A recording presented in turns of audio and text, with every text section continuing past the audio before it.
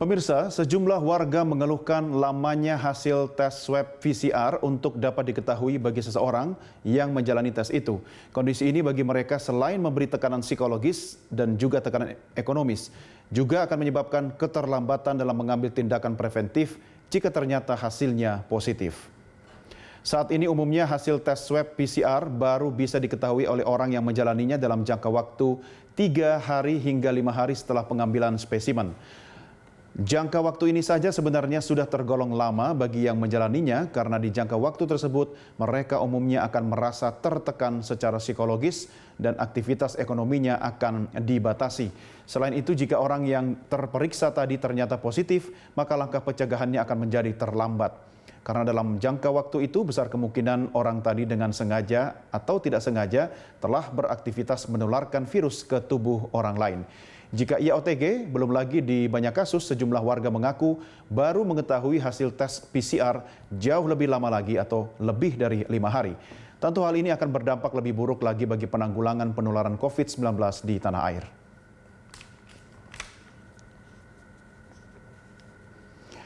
Ya pemirsa, kini masyarakat berharap hasil tes PCR bisa segera diketahui secepatnya tanpa harus menunggu lebih dari 24 jam. Sebab hal ini dirasa lebih dapat memberi ketenangan bagi yang menjalaninya dan tindakan preventif segera dilakukan jika ternyata mereka dinyatakan positif. Namun mungkinkah hal ini dicapai? Jika belum, lantas apa kendala utamanya sehingga hasil tes PCR begitu lama diketahui? Dan apa langkah yang perlu diambil untuk mengatasi persoalan ini di kemudian hari? Kita akan membahasnya secara langsung bersama Lia G. Partakesuma, Sekretaris Jenderal Perhimpunan Rumah Sakit Seluruh Indonesia atau PERSI. Ibu Lia, terima kasih bergabung bersama Prime Time. Apa yang menyebabkan berdasarkan pengalaman Anda sehingga hasil tes swab PCR membutuhkan waktu yang lama, Bu? Ya, terima kasih Mas Doni. Assalamualaikum warahmatullahi wabarakatuh. Waalaikumsalam. Jadi kebetulan saya ini seorang spesialis patologi klinik yang memang banyak berkecimpung di laboratorium.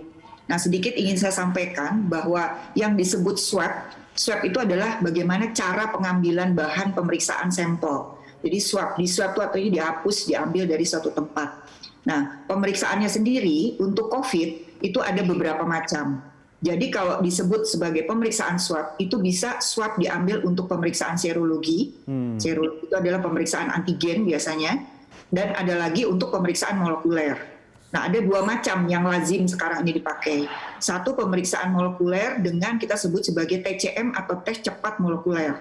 Nah, pemeriksaan ini dilakukan dengan alat khusus, pengambilannya sama dengan swab, dan hasilnya kurang lebih sekitar 1 jam. Hasilnya sudah didapatkan. Yang kedua adalah tes molekuler juga, mengambilnya juga dengan swab, dilakukan dengan pemeriksaan yang kita sebut sebagai PCR, yang ini membutuhkan waktu sekitar 5-6 jam pemeriksaannya. Nah, jadi tergantung ini pemeriksaannya dilakukan dengan cara apa. Nah, kalau pemeriksaan molekuler yang kita sebut sebagai PCR swab ini, memang satu harus diambil pada sampel yang tepat, ya artinya diambil dan kemudian akan butuh waktu untuk dilakukan pemeriksaan di laboratorium. Dan pemeriksaan di laboratorium itu membutuhkan 5-6 jam. Jadi tidak bisa langsung diproses jadi satu-satu. Pada umumnya pasien ini akan menunggu antrian di dalam laboratorium. Jadi artinya sampel-sampel ini setelah dikumpulkan, setelah diambil swabnya, maka akan dikumpulkan dulu, dilakukan antrian untuk diproses. Jadi swab ini akan diproses, dilakukan namanya kita lakukan ekstraksi, pemurnian untuk bisa dilakukan pemeriksaan. Biasanya inilah yang akan menyebabkan antrian. Jadi ada proses Mas Doni, dari mulai pengambilan sampel, ya biasanya diambil sekaligus berapa gitu, misalnya 50 atau 100, kemudian dibawa ke laboratorium. Nah di laboratorium itu akan diproses dulu untuk diekstraksi, kemudian baru dilakukan pemeriksaan. Itu menyebabkan tidak bisa cepat. Nah, tetapi nanti di laboratorium kendalanya lain lagi karena pemeriksaan itu ternyata banyak. Jadi saat ini khususnya di Jakarta tuh banyak sekali sampel yang menunggu. Ya, pada umumnya kalau memang cepat itu bisa 1 hari, misalnya pagi diambil, sore bisa dilakukan selesai pemeriksaan atau besoknya. Nah, jadi kira-kira semacam itu. Kalau antriannya tidak banyak, maka hasil tersebut sebetulnya bisa selesai dalam 1 hari. Baik, seperti yang Bu Lia tadi katakan bahwa ternyata normalnya tidak memakan waktu lebih dari 24 jam. Tapi yang bikin lama, saya mau konfirmasi ulang lagi Bu Lia bahwa aktivitas pemeriksaan atau pengujian yang dilakukan di laboratorium yang mungkin mengalami antrean begitu ya Bu Lia ya? Betul, betul Mas Doni. Nah, Bu Lia, apakah kapasitas laboratorium itu memengaruhi panjang antrean atau bisa dibuat regulasi atau mungkin laboratorium khusus yang bisa menampung banyaknya sampel untuk dilakukan pengujian, Bu Lia? Ya, jadi untuk pemeriksaan PCR yang kita lakukan selama ini, biasanya itu ada satu batch ya, artinya satu kali run itu ada kapasitas maksimumnya. Jadi memang untuk PCR ini ada dua macam, ada alat yang otomatis, artinya bisa masuk langsung dari awal sampai akhir tanpa kita harus jeda dulu, tetapi ada juga yang manual yang harus kita lakukan satu kali jalan itu kira-kira mungkin sekitar 70 sampai 80 tes. Jadi itu harus menunggu dulu selesai sehingga baru kita lakukan pemeriksaan berikutnya. Nah, jadi itu kendala-kendala di laboratorium sehingga tidak bisa secepat itu untuk mengeluarkan hasil. Kalau laboratoriumnya itu memang sedikit kapasitasnya, pemeriksaannya tidak terlalu banyak, pagi sampel diambil, kemudian cepat masuk ke laboratorium, kira-kira mungkin jam 10, sore hari sudah bisa selesai. Jadi tergantung laboratoriumnya. Bu Lia, apakah dalam proses di laboratorium itu ditangani oleh laboran atau harus didampingi oleh dokter ahli, Bu? Ya, pada umumnya selalu ada analis yang mengerjakan atau biologi, dan kemudian hasilnya akan dibaca oleh dokter. Karena itu tentu butuh pengamatan ya, butuh pengamatan, butuh pemeriksaan, dan ada quality control-nya. Jadi untuk mengeluarkan hasil pun tidak mudah. Apakah dokter yang kemudian mengamati hasil dari laboratorium tersebut juga dokter yang juga bertugas untuk menangani pasien COVID-19, Bu Lia? Oh tidak. Jadi kalau di laboratorium itu ada yang namanya spesialis patologi klinik atau spesialis mikrobiologi klinik. Jadi itu khusus untuk dokter-dokter yang memang berkecimpung di laboratorium.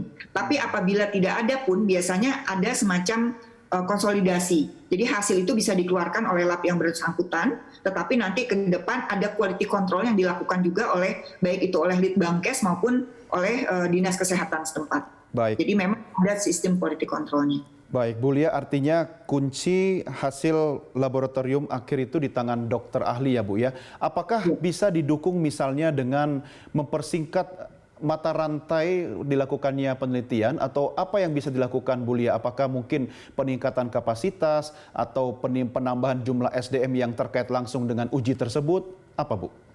Ya, jadi yang bisa dilakukan adalah pertama harus di-mapping dulu berapa jumlah penduduk yang ada di suatu daerah. Nah, kemudian kita akan membuat laboratorium-laboratorium yang sesuai dengan jumlah penduduk tersebut atau kasus-kasus yang banyak yang terjadi di daerah tersebut. Dan ini sudah dilakukan juga oleh pemerintah sehingga pemerintah itu terus menambah kapasitas laboratorium yang bisa digunakan sebagai pemeriksa PCR. Yang kedua adalah menambah SDM. Karena pada umumnya SDM ini di laboratorium sekarang ini sudah bekerja sampai 24 jam.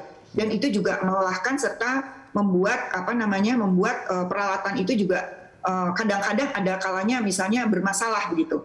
Maka di sini pemerintah harus betul-betul mengawasi apakah memang betul-betul peralatan ini bisa bekerja 24 jam atau ada cadangannya. Ketiga, masalah reagensia. Nah, reagensia ini harus selalu ada. Jadi standby, jadi jangan sampai ada kekurangan. Nah, apa yang perlu kita lakukan supaya mempercepat? Yang pertama adalah mungkin kita menambahkan alat-alat otomatis ya, yang artinya bisa lebih cepat lagi. Apakah itu dalam bentuknya tes cepat molekuler sehingga hasilnya menjadi lebih cepat atau menggunakan PCR yang otomatis juga. Ini akan mempercepat pengeluaran hasil. Nah, satu lagi yang dipentingkan juga adalah bagaimana mengatur supaya load dari masing-masing laboratorium itu merata. Jadi artinya sekarang ini laboratorium swasta, laboratorium pemerintah harus bahu-membahu untuk bisa memeriksa seluruh pasien yang membutuhkan. Jadi tidak bisa hanya satu atau dua lab saja, tetapi semuanya harus bekerja sama. Sehingga nanti kebutuhan dari seluruh pasien akan bisa tersampaikan dengan cepat. Mungkin itu, Mas Doni. Baik. Bu Lia, terima kasih sudah bergabung bersama Prime Time.